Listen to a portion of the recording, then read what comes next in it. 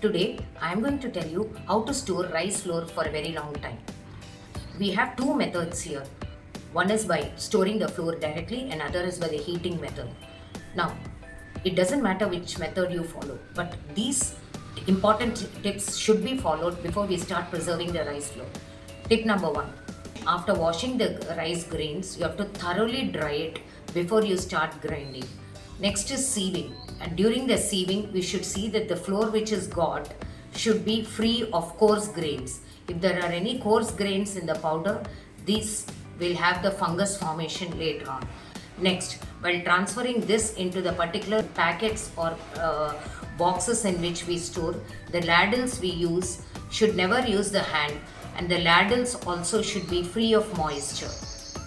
We should be very careful to seal it air tightly before we place it into the freezer containers. Next, you can add a bay leaf or two, which is called as a biryani leaf, which into the flour, so that the formation of the beetles could be avoided by this method. Now let us go to the first method. Wash the rice, make the powder nicely, sieve it and see that it's thoroughly dried. Using a ladle, transfer it into the Ziploc covers, seal it well and transfer all these covers into the freezer containers.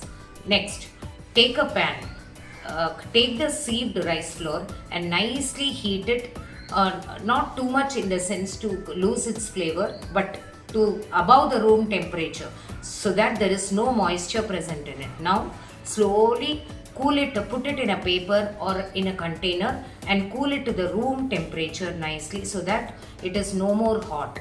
And now transfer this cooled rice flour into the containers, freezer friendly containers or the Ziploc containers or covers. Now seal it well and then you can store it in the fridge.